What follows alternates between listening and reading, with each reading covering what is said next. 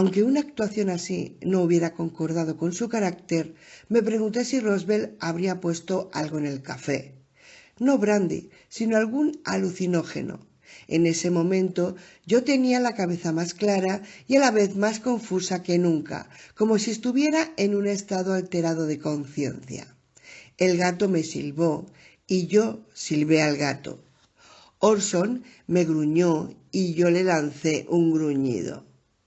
En el instante más sorprendente de toda mi vida, sentados alrededor de la mesita del comedor, sonriéndonos hombres y animales, recordé esas pinturas encantadoras y vulgares muy populares hace unos años. Escena de perros jugando al póker. Solo uno de nosotros era un perro, desde luego, y ninguno tenía naipes, así que el cuadrito de mi recuerdo no podía aplicarse a la situación, y cuanto más pensaba en ello, más próximo estaba a la revelación, a la epifanía, a la comprensión de todas las ramificaciones de lo que había sucedido en aquella mesa hacía unos minutos. Y entonces el curso del tren de mis pensamientos sufrió un descarrilamiento debido a un ruido procedente del equipo electrónico de seguridad en la caja junto a la mesa. Cuando Roosevelt y yo nos volvimos a mirar en la pantalla de vídeo, las 4 vistas de la pantalla se convirtieron en una. El sistema automático de aproximación se centró en el intruso bajo una tenebrosa luz aumentada por las lentes de visión nocturna. El visitante estaba rodeado de niebla, a popa en el extremo del brazo del puerto, en el amarradero en el que estaba anclado el Nostromo. Parecía haber venido directamente del período Jurásico a nuestra época, poco más de 1 metro de altura quizá, como un pterodáctilo con un pico largo y feroz. Tenía la cabeza tan llena de febriles especulaciones relacionadas con el perro y el gato, y a la vez estaba tan enervado por los otros acontecimientos de la noche, que confundía lo sobrenatural con lo corriente. El corazón se me desbocó, sentí la boca ácida y seca. Si el shock no me hubiera dejado petrificado, me hubiera puesto de pie como un rayo y hubiera derribado la silla. Transcurrieron 5 segundos y todavía hubiera podido hacer el ridículo, pero Roosevelt me salvó del papelón. Era por más naturaleza más ponderado que yo, o había vivido tanto tiempo con lo sobrenatural que era más rápido a la hora de diferenciar un espectro genuino de un falso espectro. Una garza, dijo, dedicándose a la pesca nocturna. Estaba tan familiarizado con las grandes garzas azules como cualquier ave que medrara por Moonland Bay. En cuanto Roosevelt nombró a nuestro visitante, lo reconocí inmediatamente. Cancela la llamada al señor Spielberg. No hay película, pensé. En mi defensa diría que con su elegante figura y su gracia innegable, aquella garza poseía un aura de predador fiero y una fría mirada de reptil que la identificaba como un superviviente de la época de los dinosaurios. El ave se había posado justo en el borde del embarcadero y observaba el agua intensamente. De repente se inclinó, lanzó la cabeza hacia abajo como un dardo, el pico se clavó en la bahía, sacó un pequeño pescado y echó la cabeza hacia atrás, exhibiendo la captura. Algunos mueren para que otros puedan vivir. Considerando la precipitación con la que había atribuido unas cualidades inexplicables a aquella garza ordinaria, empecé a preguntarme si estaba atribuyendo más significado del que en realidad tenía al reciente episodio del perro y el gato. Lo cierto es que era lógico que dudase. La embestida de la ola de apariciones que se estaba formando se detuvo abruptamente sin romper, y una manera de confusión Charlie, Charlie se me vino encima de nuevo.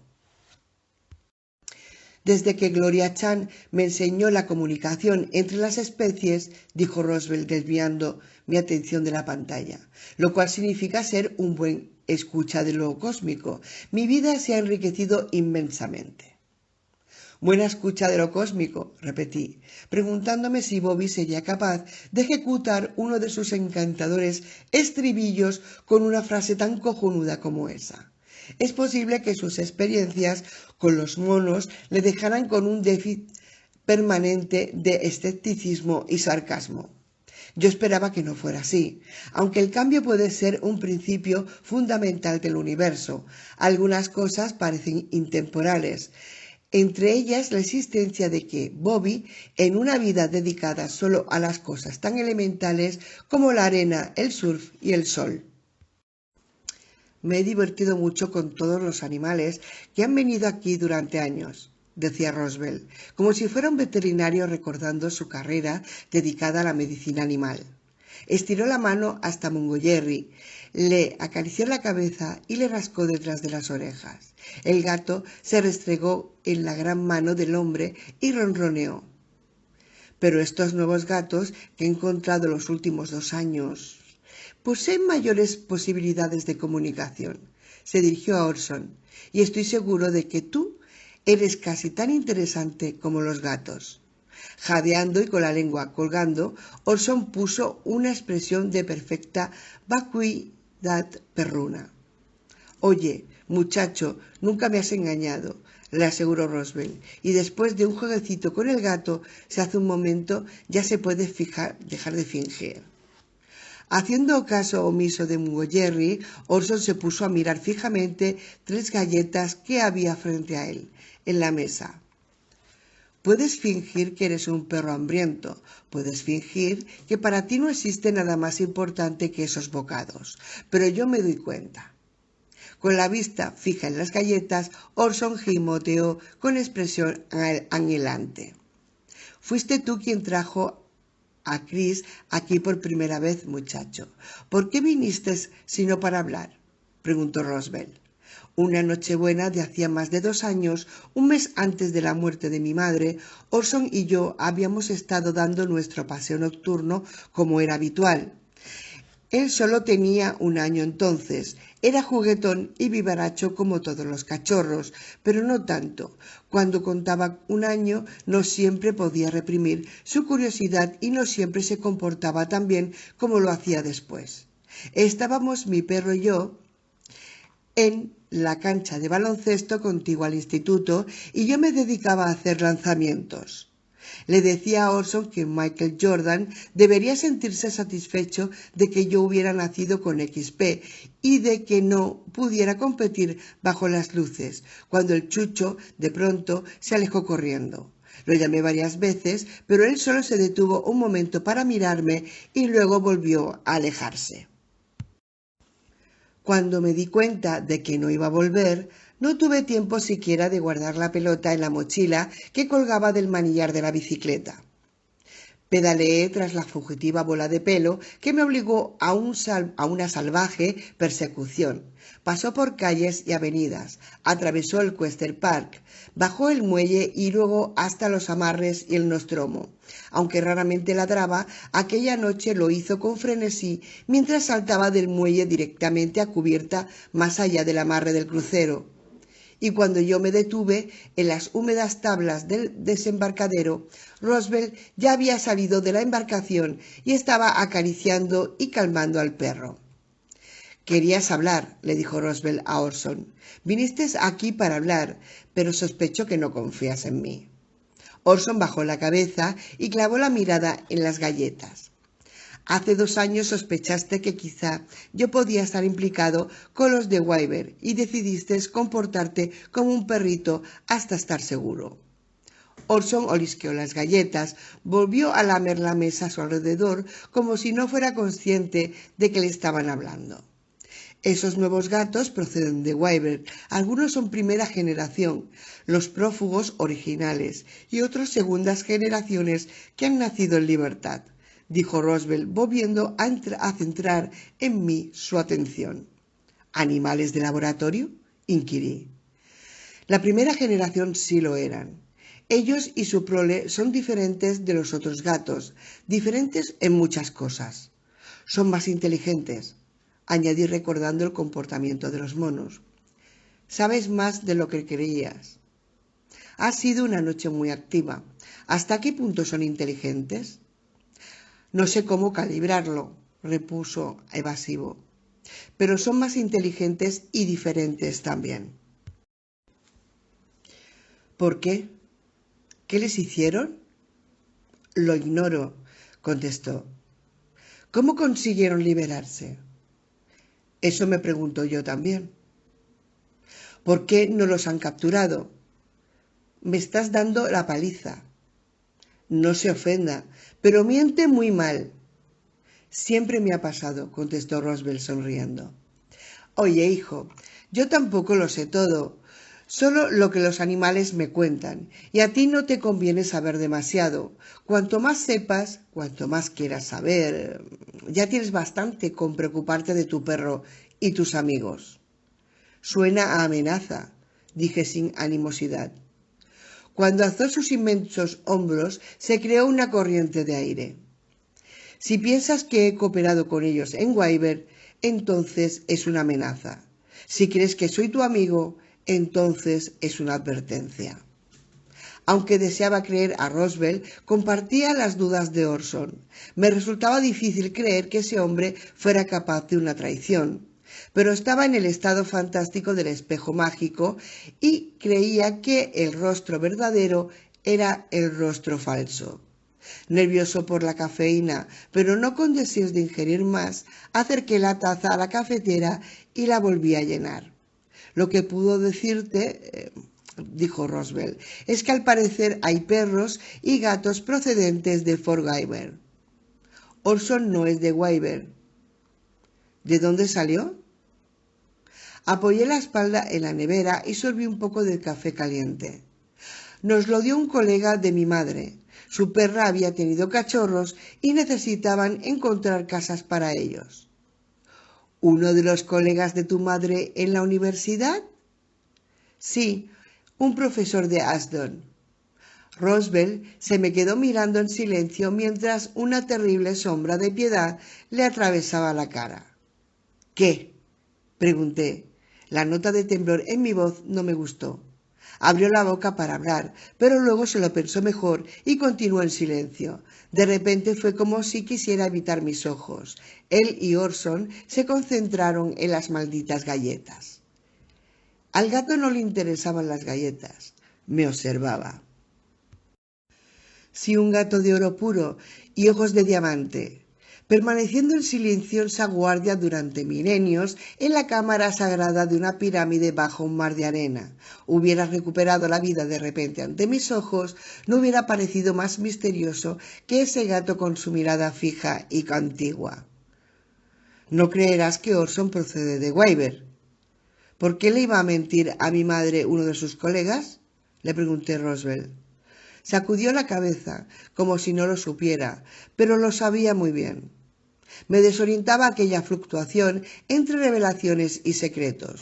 No comprendía su juego, no podía captar por qué se comportaba amigablemente y un instante después se negaba a hablar. Bajo la jeroglífica mirada del gato gris, a la luz temblorosa de las velas, con el aire húmedo más denso por un misterio tan palpable como el incienso, dije: lo que necesita para completar su actuación en una bola de cristal, unos pendientes de aro de plata, un pañuelo de gitano en la cabeza y acento rumano. Mis palabras no le provocaron una explosión de indignación. Volví a mi silla ante la mesa e intenté utilizar lo poco que sabía para hacerle creer que sabía más de lo que en realidad conocía. A lo mejor sabría más si pensaba que algunos de sus secretos no eran tales. En los laboratorios de Wyvern no solo habían gatos y perros, había monos. Roswell no replicó y siguió evitando mirada. ¿Sabe algo de los monos? Pregunté. No, repuso, pero apartó la mirada de las galletas y la dirigió al monitor de la cámara de seguridad. Creo que debido a los monos soltó amarras hace 3 meses. Se dio cuenta de que se había delatado al mirar hacia el monitor cuando yo mencioné a los monos y volvió a centrar su atención en las galletas.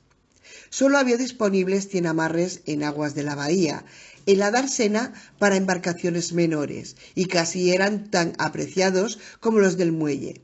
aunque existía el inconveniente de tener que trasladar arriba y abajo la embarcación amarrada. Roosevelt había subarrendado un espacio a Dieter Gessel, un pescador cuyo palangrero estaba amarrado en la puerta norte con el resto de la flota de la pesca, pero tenía un trasto de bote en el amarre para el día que se retirara y comprara una embarcación de recreo. Se rumoreaba que Roosevelt estaba pagando 5 veces más de lo que le costaba el arriendo a Dieter. Hasta entonces nunca me lo había cuestionado porque no era asunto mío. Todas las noches saca el nostromo del amarre y duerme allí. Todas las noches sin falta, excepto esta noche, porque me estaba esperando. La gente cree que va a comprar otra embarcación, más pequeña y más rápida, una embarcación de recreo. Cuando empezó a salir todas las noches a dormir abajo, en la litera, la gente pensaba: bueno, está bien, el viejo Roosevelt es un poco excéntrico, habla con los animales, ¿por qué no? Siguió en silencio. Él y Orson aparentaban una fascinación tal por aquellas 3 galletas que podían casi imaginármelos rompiendo la disciplina y agarrando las golosinas. Ahora ya sé por qué se van a dormir allí.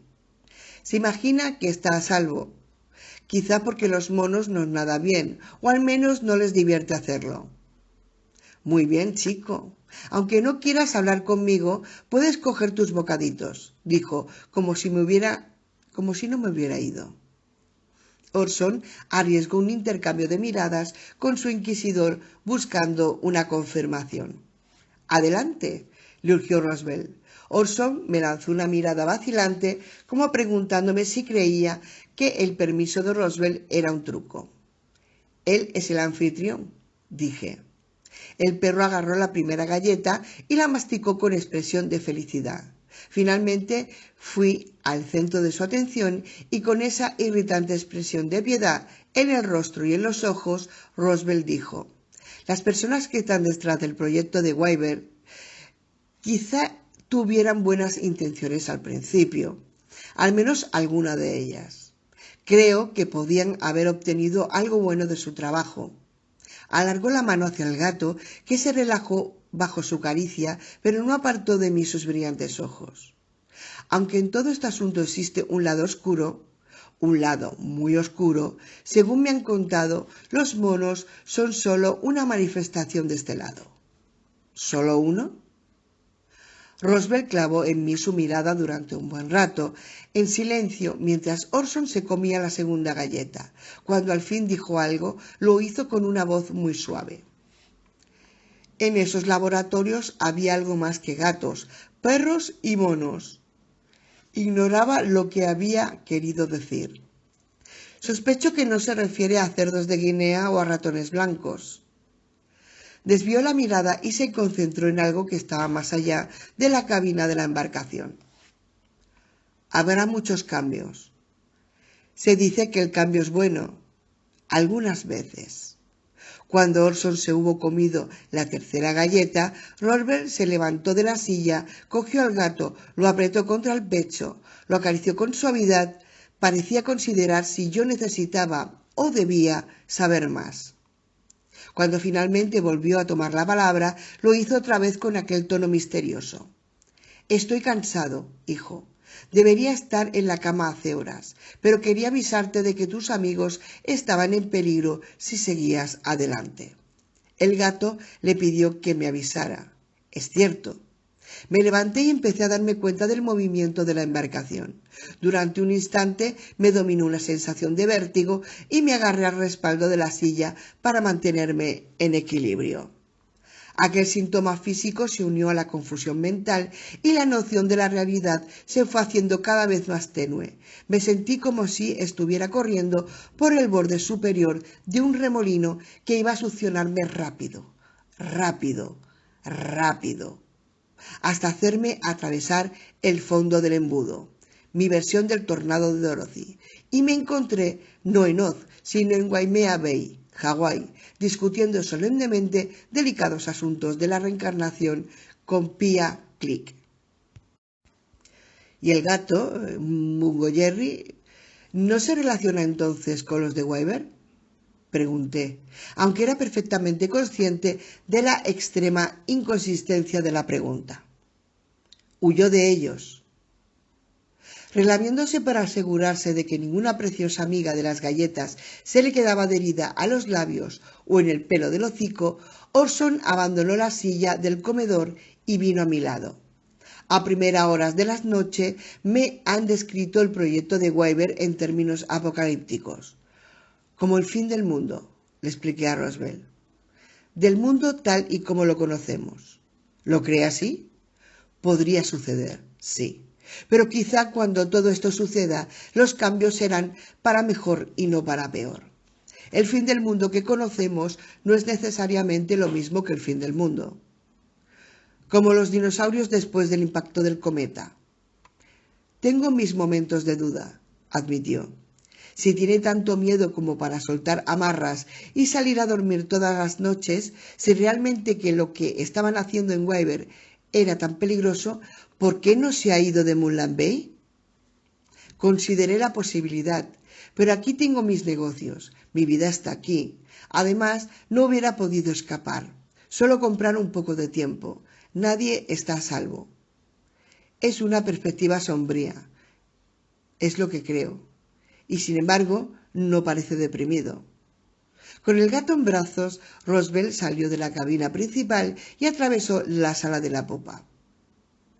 Siempre he sido capaz de dominar los bandazos de la vida, hijo, sus vaivenes, siempre que fueran interesantes.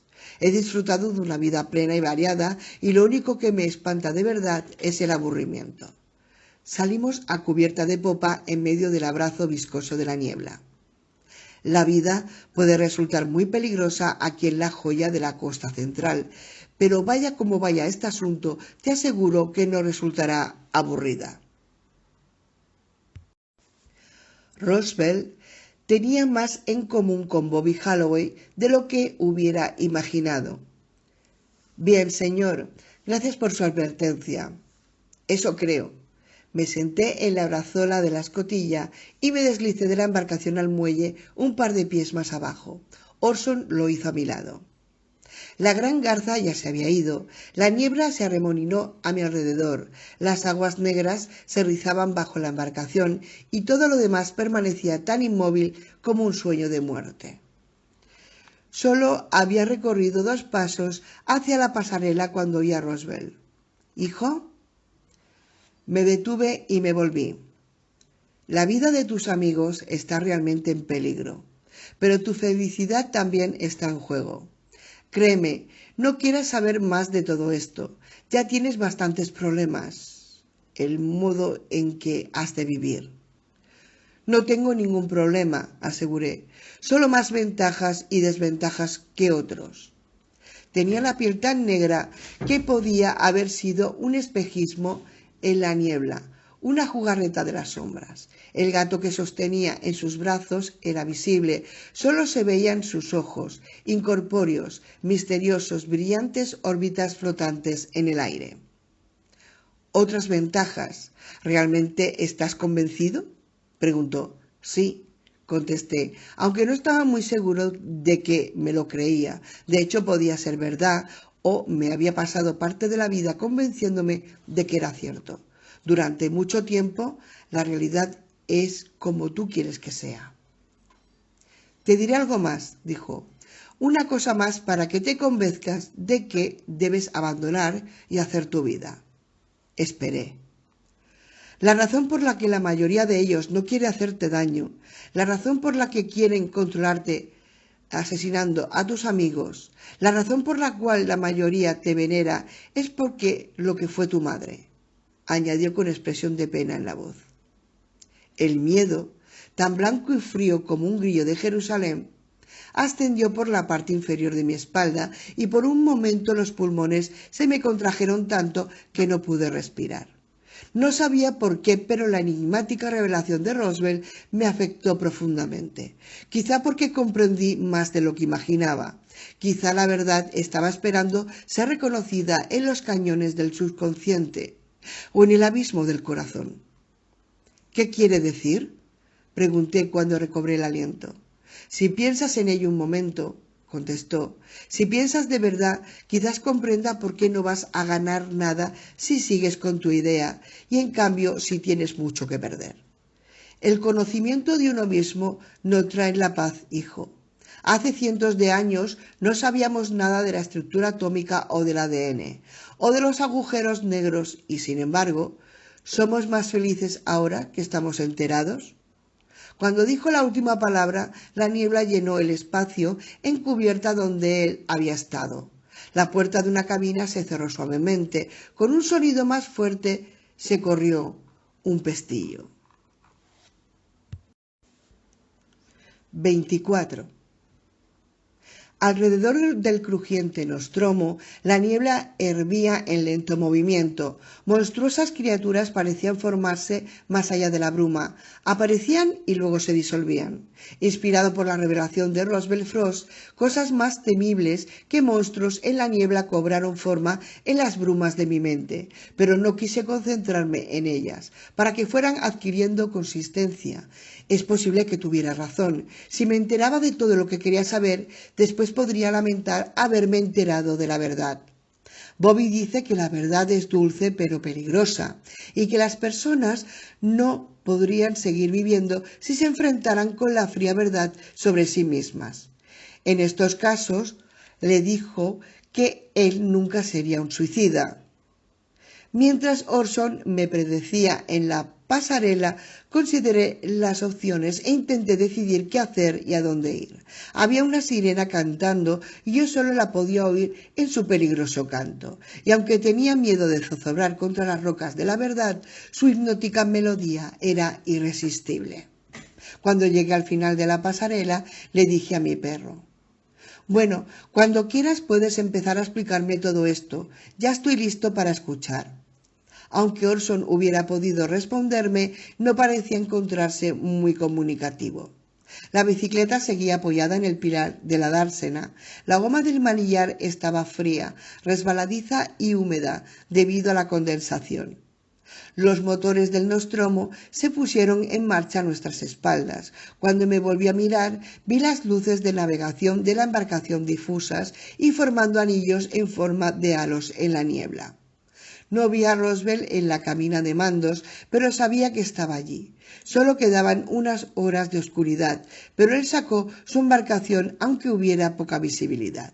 Mientras hacía rodar la bicicleta por la dársena, entre embarcaciones que se movían suavemente, volví a mirar atrás un par de veces, a ver si descubría a Mungo Jerry, bajo la iluminación mortecina de las luces del muelle.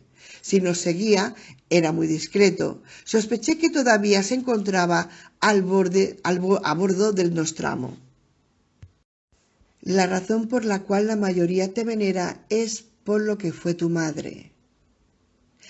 Cuando giramos hacia la derecha en el muelle principal y nos dirigíamos a la entrada de la dársena, me molestó un olor fétido procedente del agua.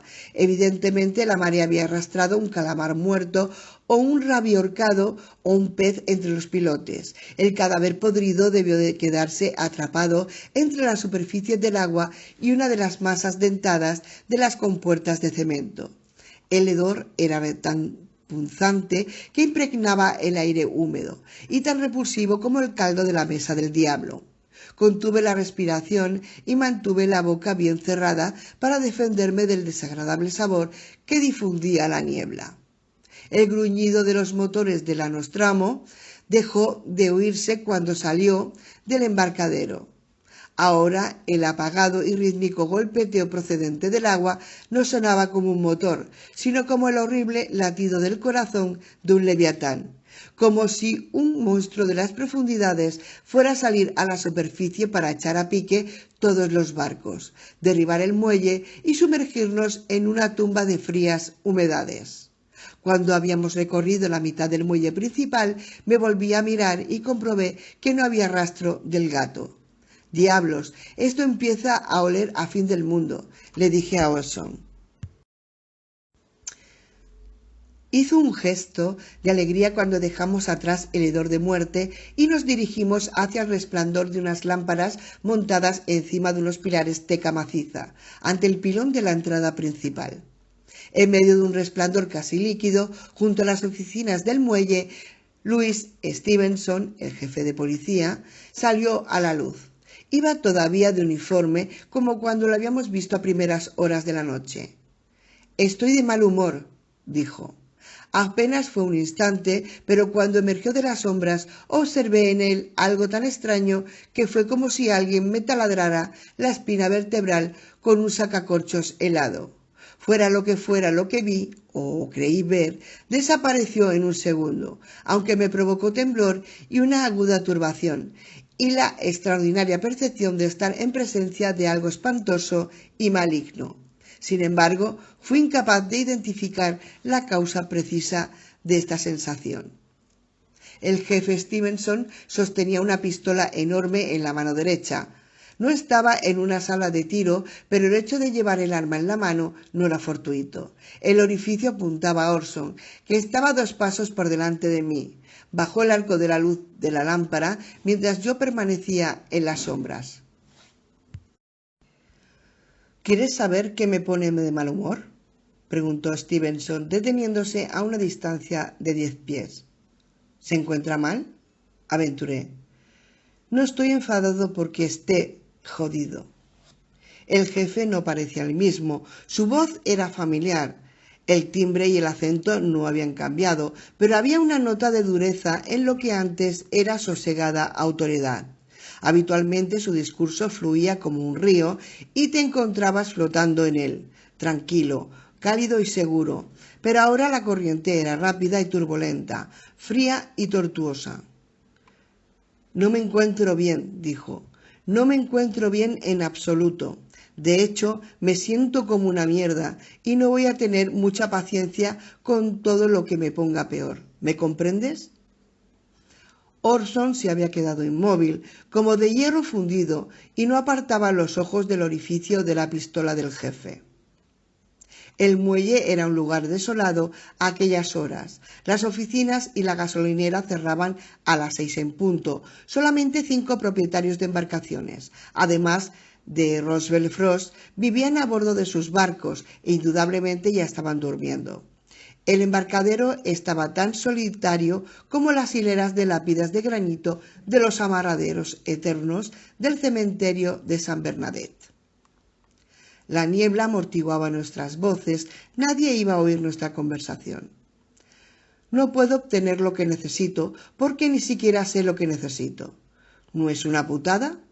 Stevenson se dirigió a mí, pero sin apartar su atención de Orson. Tuve la sensación de que ese hombre se estaba partiendo, pero se mantenía peligrosamente unido. Había perdido su aspecto de nobleza, su atractivo había desaparecido mientras la superficie de su rostro cobraba una nueva configuración, expresión a la vez de rabia y de gran ansiedad.